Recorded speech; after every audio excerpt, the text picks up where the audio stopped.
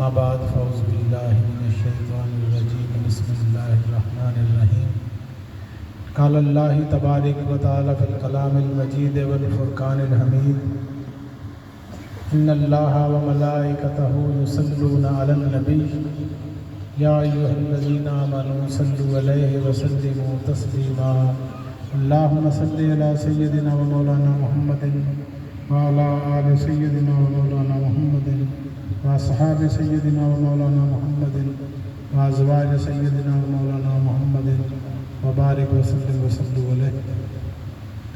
ارشاد الہی ہے کہ بے شک اللہ تعالیٰ اور اس کے فرشتے نبی پاک صلی اللہ علیہ وسلم پر درود و سلام بھیجتے ہیں، اس لیے اے ایمان والو تم بھی نبی کریم صلی اللہ علیہ وسلم پر درود و سلام کے نذرانے بھیجا کرو۔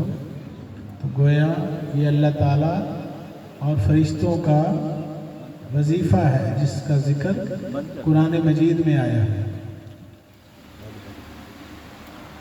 کم کر دیں، اسے بیٹے بند کر دیں پنکھے کو۔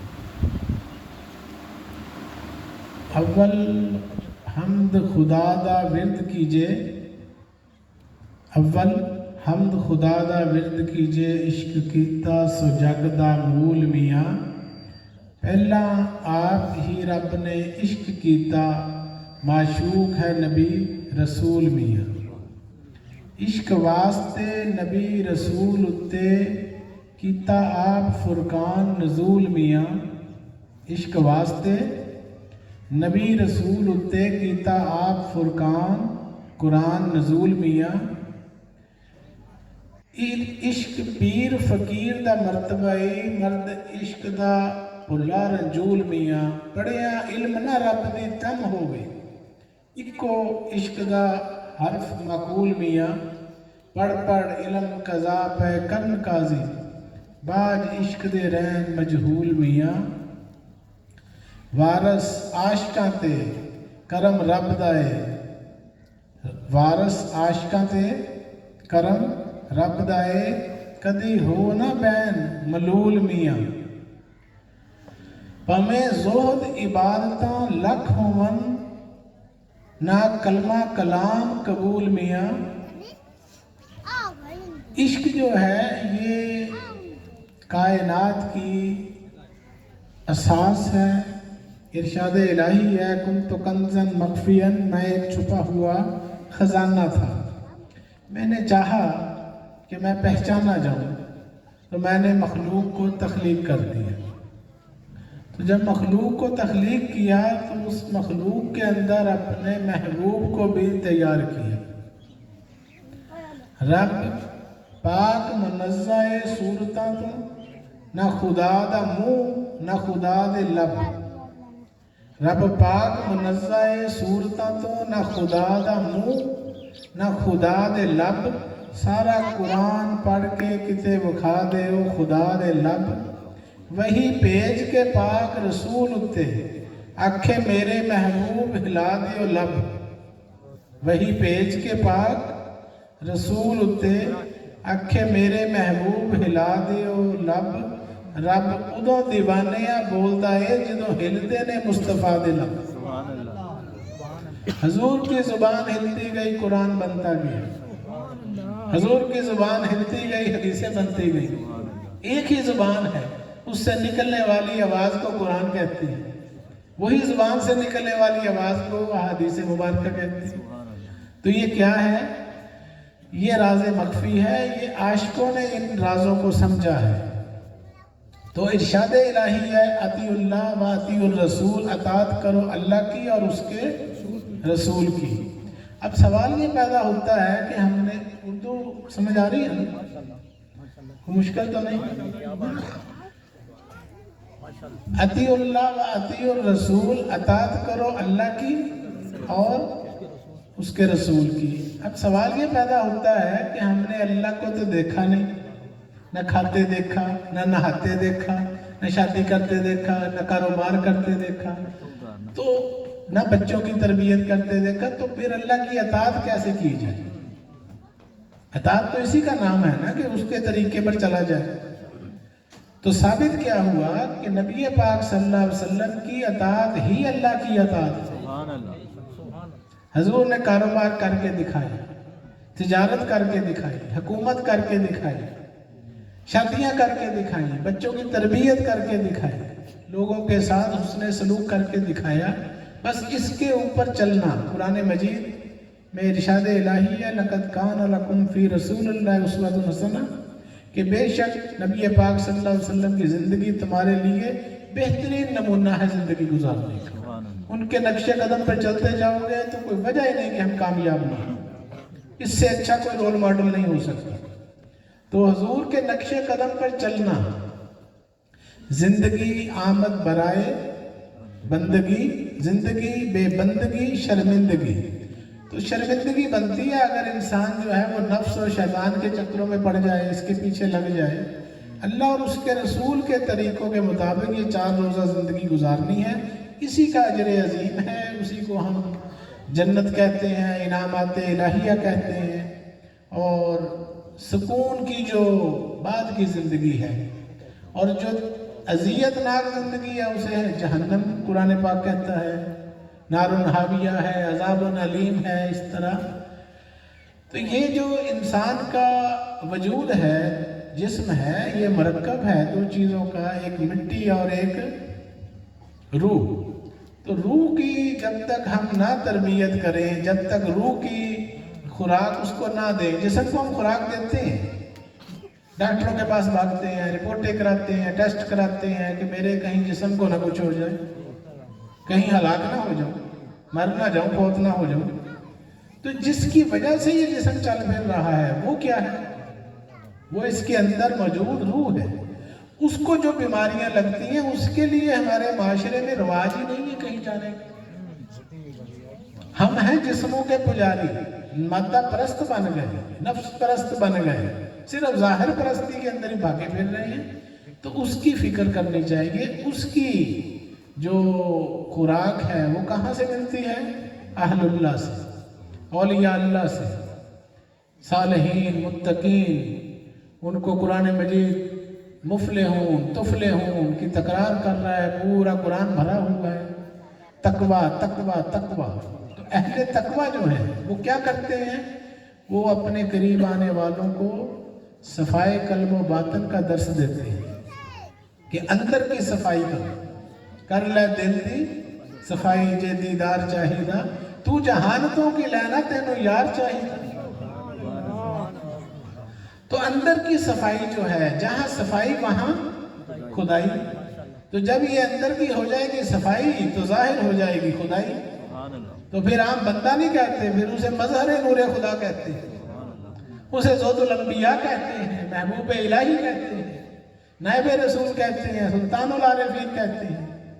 دل دریا سمندروں ڈونگے کون دلاندیاں جانے ہو، حضرت سلطان باؤ رحمت اللہ علیہ فرماتے ہیں، وچے ویڑے وچے چیڑے وچے ونج مہانے ہو، جو کوئی محرم دل دا ہوئے سوئیو رمز پچھانے ہو۔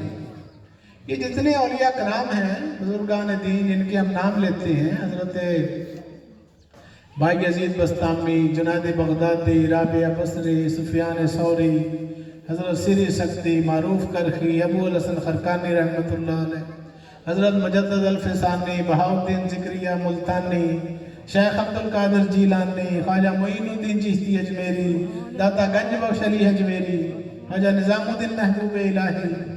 اتنی ہستیاں نام لیتے جائیں تو رات پڑ جائے، نام ہی نہیں ختم ہوتے، ہزاروں نام ہیں۔ انہوں نے زندگیاں کیسے گزاری اور ہم کیسے گزار رہے ہیں، اس میں زمین آسمان کا فرق ہے۔ ان کے نقش قدم پہ چلنا، یہی ہے وہ سیدھا راستہ جو ہم روزانہ نمازوں کی ہر رکعت میں مانگتے ہیں۔ اہدنا الصراط المستقیم صراط الذین انعمت علیہم، یا اللہ مجھے سیدھا راستہ دکھا، ان لوگوں کا راستہ جن پر تیرے انعام ہوئے، جن سے تو راضی ہوا، جن پر تو نے اپنی رحمتیں برکتیں نازل فرمائی، مجھے اس راستے پر چلا۔ اور وہ راستہ جو ہے میں وہ نہیں چاہتا غیر المغضوب، یہ جو مغضوبین کا راستہ ہے، جو جن پر تیرا غضب ہوا، عذاب ہوا، جن سے تو ناراض ہوا، بے ادبوں کا راستہ، یا اللہ مجھے اس راستے سے بچانا۔ ہم یہ ہر رکعت کے اندر پڑھتے ہیں کہ یا اللہ دکھا مجھے سیدھا راستہ۔ یہ اولیاء کرام بزرگان دین کاملین صوفیاء اصفیاء اتقیاء غوث قطب ابدال صوفی مجذوب قلندر، یہ جو ان ہستیوں کا راستہ ہے یہ صراط مستقیم ہے جو سیدھا رسول اللہ صلی اللہ علیہ وسلم کے قدموں کی طرف جا رہا ہے۔ سبحان اللہ۔ اس راستے پر چلنا یہی فلاح کا باعث ہے۔ نبی پاک صلی اللہ علیہ وسلم نے ارشاد فرمایا کہ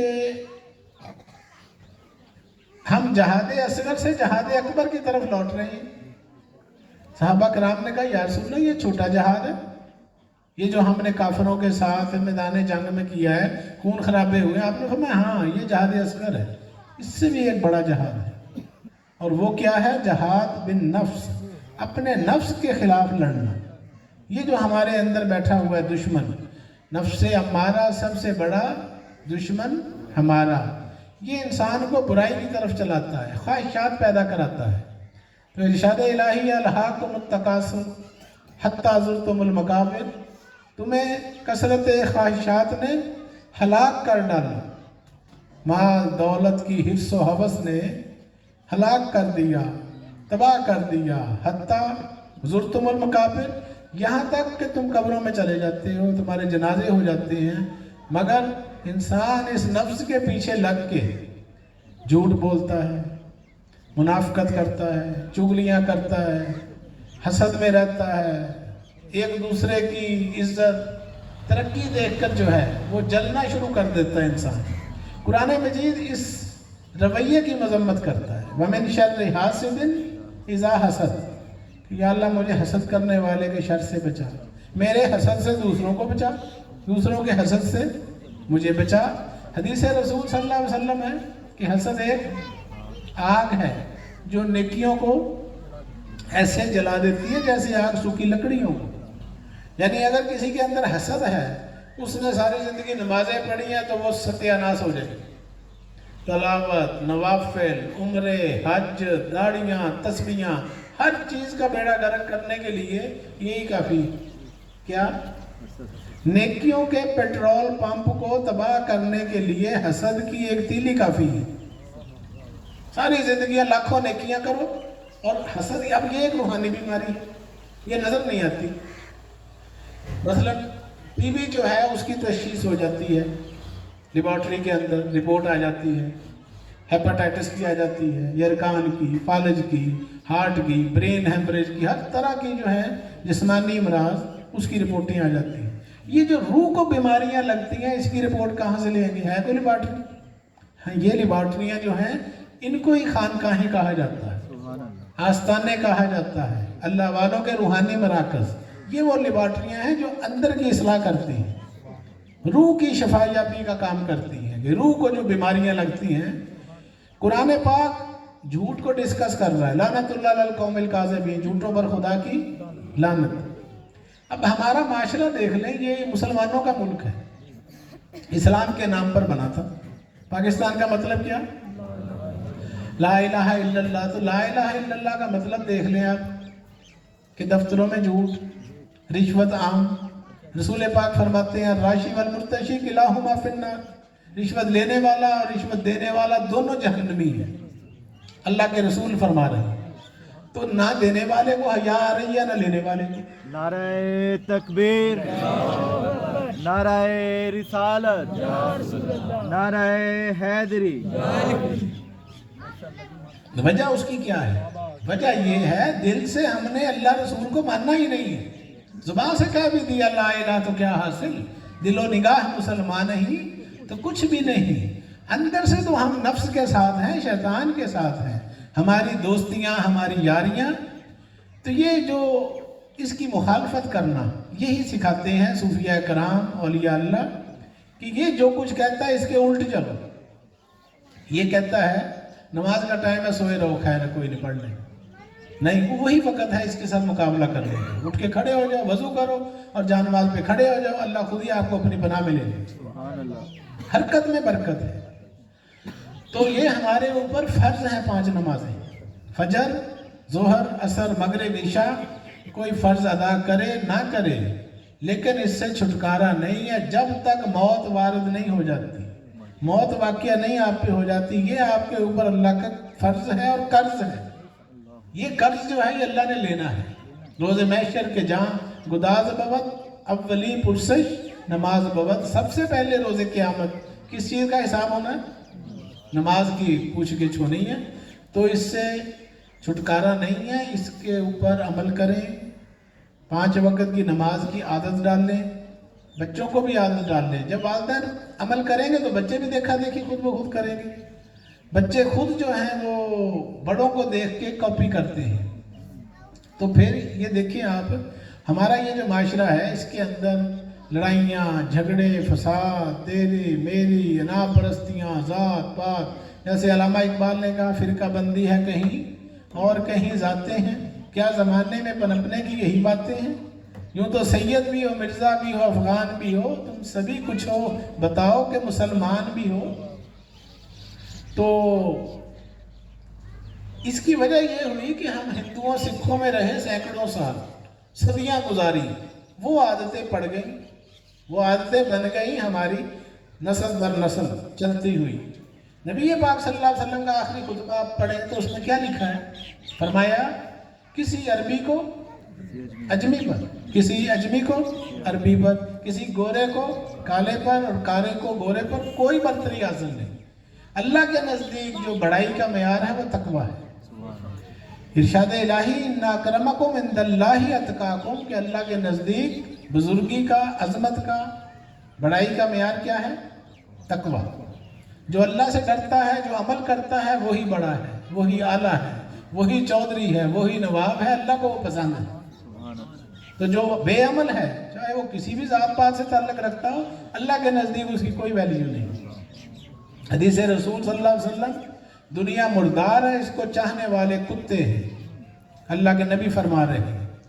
تو بات یہ ہو رہی تھی کہ ہمارا جو معاشرہ ہے اس کے اندر اسلام صرف مسجدوں میں نظر آتا ہے. مسجدوں کے اندر بس نمازیں ہیں اور قرآن ہے اور اللہ اللہ خیر صلی اللہ. یہاں کبھی کوئی فوت ہو جاتا ہے نا، پھر قرآن شریف لے کے بیٹھ جاتے ہیں کلوں پر اور چلیسموں پر.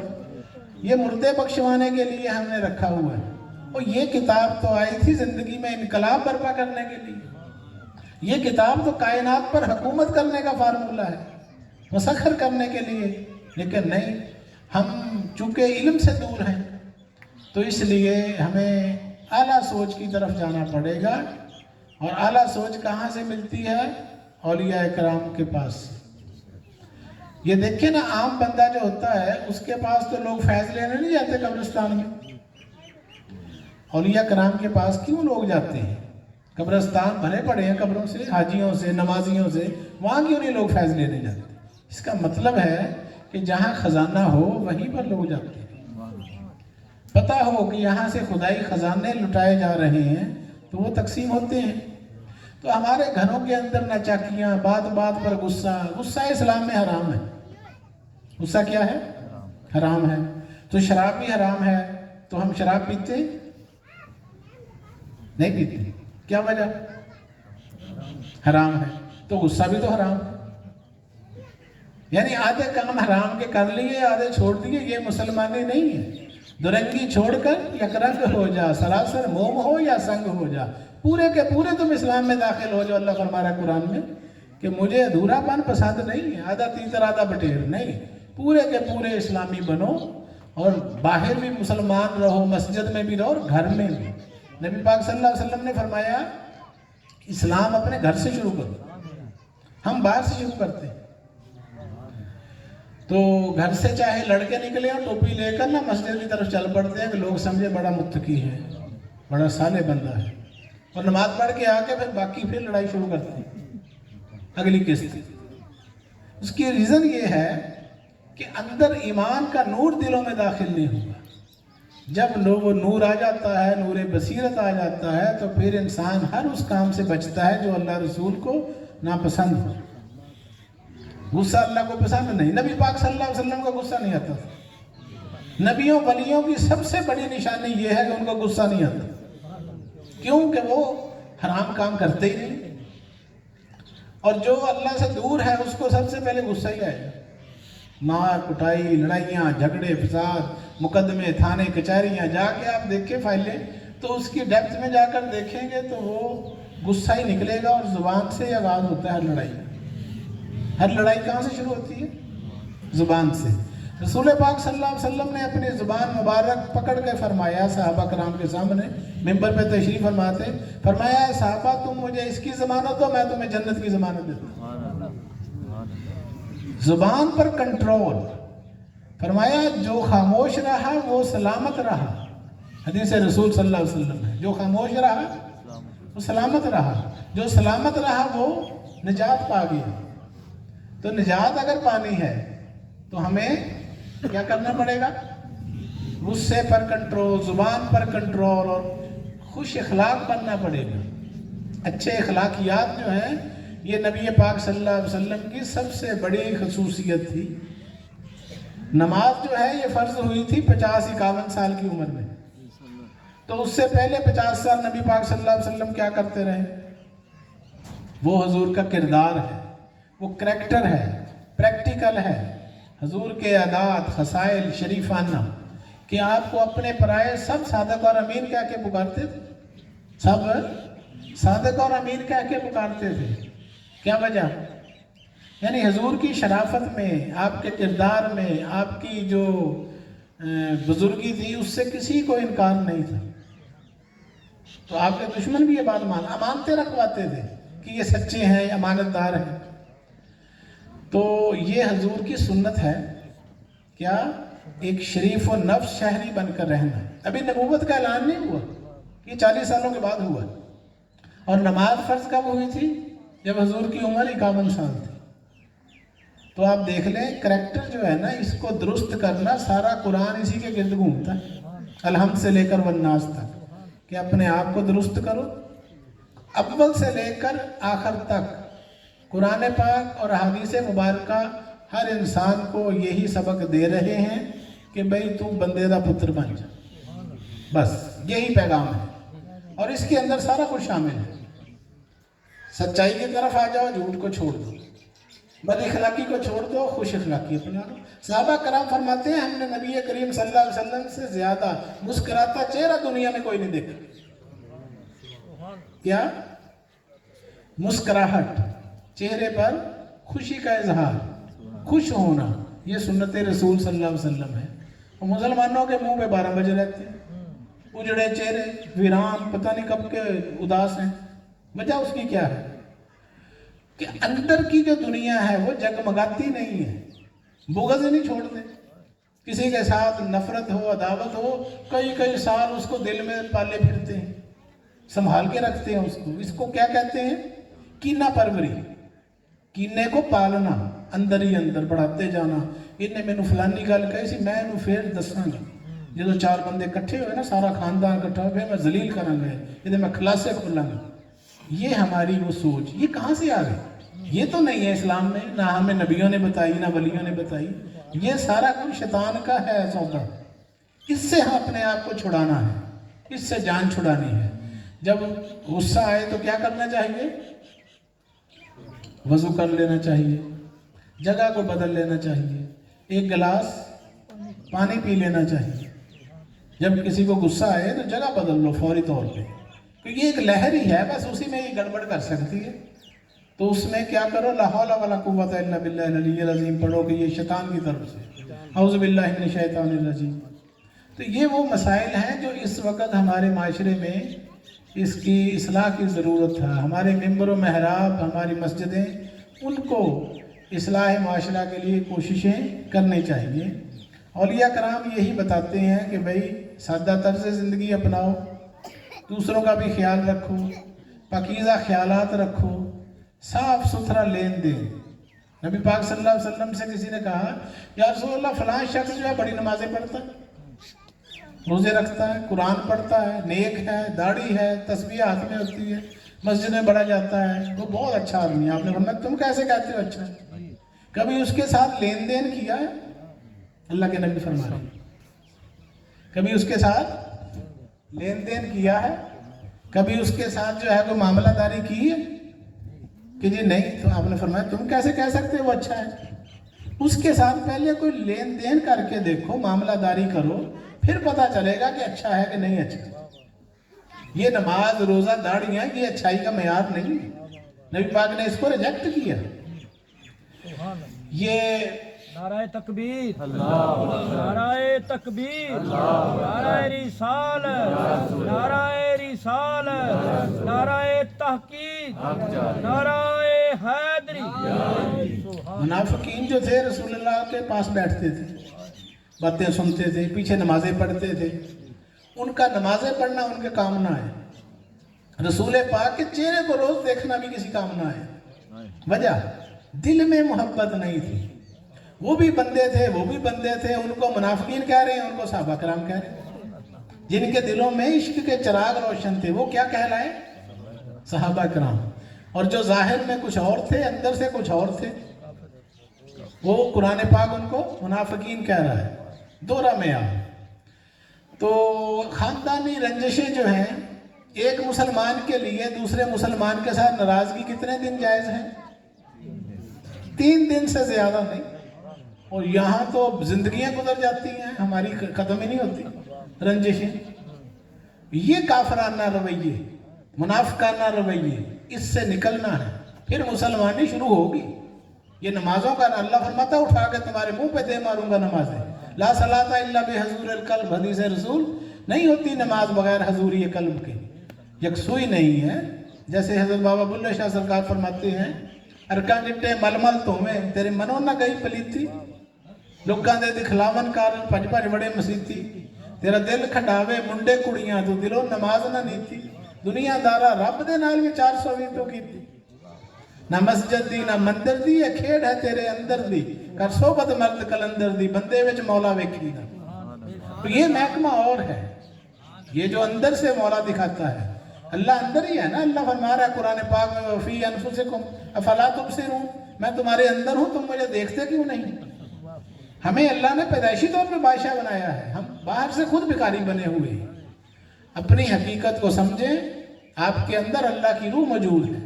वनफ़ख़्तु फ़ी मिन रूही, मैंने अपनी फूंक दी रूह, अपना नूर आपके अंदर डाला हुआ है अल्लाह ने। मगर हमें इसका शुक्र अदा करना चाहिए। आंखों की कदर करो, मुफ्त में मिली हुई है, कान मुफ्त में मिले हुए हैं, दिल धड़क रहा है, सांस आ रही है। वो जाके अस्पतालों में देखो जो वेंटिलेटरों पे पड़े हुए हैं, ऑक्सीजन सिलेंडर लगे हुए हैं, सांस नहीं आती, दवाइयों पे लाखों रुपया लग जाता है। तो ये सारा जो जीवन हमारा सोने जैसा अल्लाह ने दिया हुआ मुफ्त में, फबिअय्यि आलाइ रब्बिकुमा तुकज़्ज़िबान, तुम मेरी कौन कौन सी नेमत को जुटलाओ। तो उसका शुक्र में वो मांग क्या रहा है? को पैसे मांग रहा है, को बिल मांग रहा है, कुछ भी नहीं कहता। 5 दफा नमाज पढ़ लिया, एक दूसरे के साथ मोहब्बत किया करो, कोई आ जाए तो मेहमान नवाजी किया करो, कंजूसी ना किया करो, फराख दिल बन जाओ, प्यार मोहब्बत से बात किया करो, रिज़्क़ हलाल कमाया करो, और कमा लिया करो तो उसमें से मेरा हिस्सा निकाल दिया करो। कुछ भी नहीं, इतना सीधा सादा साइद हमारा जो ये दीन है, बिल्कुल जो है सादा है, कोई मुश्किल नहीं है, कोई फलसफा नहीं है इतना बड़ा। ये जिन लोगों पे नाजिल हुआ था ना कुरान, वो सारे कोई अप टू डेट नहीं थे, या ग्रेजुएट डिप्लोमे डिग्री होल्डर नहीं थे, सारे भेड़ बकरियां चराने वाले बेचारे, फटे पुराने कपड़ों वाले, अरब के बंधु अपने मुर्शद पाक के पास आके बैठ जाते थे, हजूर फरमाते रहते थे, वो सुनते रहते थे, और दुनिया के बादशाह बन गए। तरीके इस्लाम यही है ना, इस्लामिक हिस्ट्री। और है क्या कि वो जो खुलूस के साथ जिन्होंने मुर्शिद की सोहबत इख्तियार की और अमल शुरू कर दिया, उनको हम सहाबा कराम कहते हैं। सुभान अल्लाह। तो बस यही पैगाम है कि मोहब्बतें बढ़ाएं, नफरतें मिटाएं। नफरतों ने कुछ नहीं दिया मुसलमानों को, तो जितनी हम मोहब्बतें करेंगे तो फिर दूसरी तरफ से भी मोहब्बत मिलेगी। हदीस रसूल सल्लल्लाहु अलैहि वसल्लम है कि एक मुसलमान का दूसरे को देखकर खुशी से मुस्कुरा देना भी सदका जारिया। हम समझते हैं सदका पैसों का नाम है। हर सहाबा कराम के पास पैसे होते थे, कोई लैंड लॉर्ड तो नहीं थे, कोई मुरब्बे तो नहीं थे। तो वो जो थे वो किस तरह करते थे सदका? वो करते थे एक दूसरे से मोहब्बत के साथ। तो फरमाया कि सदका जो है ये मुस्कुराना क्या है? सदका है। अच्छा, तो इस सदके में कितना खर्चा आता है? कुछ भी नहीं। तो करें फिर? नहीं, अभी अभी करें आप। पर चेहरों पे मुस्कुराहट लाए हैं, कोई खर्चा आ रहा है, इतनी बखीली भी तो ना करें। पैसे खर्चना जो है चलो उस पर तो समझ आती है, नहीं बंदा खर्चना वो सोचता है, इसमें क्या जाता है, कुछ भी नहीं। तो इस तरह ये जो स्माइलिंग फेस है, मुस्कुराता चेहरा, ये रसूल पाक की सुन्नत है। हजूर के चेहरे हर वक्त मुस्कुराते थे, सहाबा कराम भी मुस्कुराते थे। तो अल्लाह ताला हम सबको अमल की तौफीक अता फरमाए। आपने मेरी बातों को सुना, इस पैगाम को आगे से आगे बताएं, फैलाएं, ताकि मुसलमानों में नफरतें ख़त्म हों, मोहब्बतें बढ़ाना, यही अल्लाह वालों का मिशन है। उन्होंने यहाँ पर आकर 99 लाख मुसलमान कैसे कर लिए? यहाँ पर रसूल पाक तो नहीं आए बरसगीर पाक हिंद में, तो इस्लाम कैसे आ गया यहाँ? इस्लाम तो उधर आया था मक्के मदीने में, सऊदी अरब के अंदर, यहाँ कैसे आया? तो तारीख़ हिंदुस्तान ये बताती है कि यहाँ इस्लाम फैलाने का सेहरा सूफिया कराम औलिया अल्लाह के साथ, इन्होंने अपनी मोहब्बतों के साथ काफिरों को, हिंदुओं को मुसलमान बना दिए, लाखों करोड़ों मुसलमान बना के इस्लाम की झोली में डाल दिए। तो अल्लाह ताला हम सबको अमल की तौफीक अता फरमाए, इन बातों को समझें और अमल शुरू कर दें। 5 वक्त की नमाज पढ़ें, और उसमें देखें इतना खूबसूरत दीन है जो 5 दफ़ा रोज़ाना इंसान का मुंह धुलाता हो, पाकीज़गी की तरफ लाता हो। जो 5 दफ़ा मुंह धुलाता हो, उस पर अल्लाह का नूर ना आता हो तो और क्या है? तो बस नबी पाक सल्लल्लाहु अलैहि वसल्लम के तरीक़ों को अपना लें, तकल्लुफ़ात से निकल जाएं, मोबाइलों का भी इस्तेमाल कम करें। 6-6 घंटे मोबाइल लेके बैठे होते हैं, नमाजें जा रही होती हैं, परवाही कोई नहीं। हर चीज़ ऑफ कर दे, बंद कर दे, अल्लाह से रब्ता शुरू कर ले। वतबत्तल अलैहि तबतीला, अल्लाह फरमाता है हर चीज़ से मनक़ता होकर मेरे साथ लो लगा, मेरी तरफ मुतवज्जो हो जाओ। तहज्जुद की नमाज जो है ये नबी पाक सल्लल्लाहु अलैहि वसल्लम की सुन्नत है, इसको अपनाएं। कौन कौन पढ़ता है तहज्जुद? हाथ खड़ा करें। माशाअल्लाह 3-4 हाथ खड़े हो गए। अल्लाह ताला सबको तौफीक अता फरमाए। आपने मेरी बातों को सुना, बहुत बहुत शुक्रिया। वमा अलैना इल्लल बलागुल मुबीन।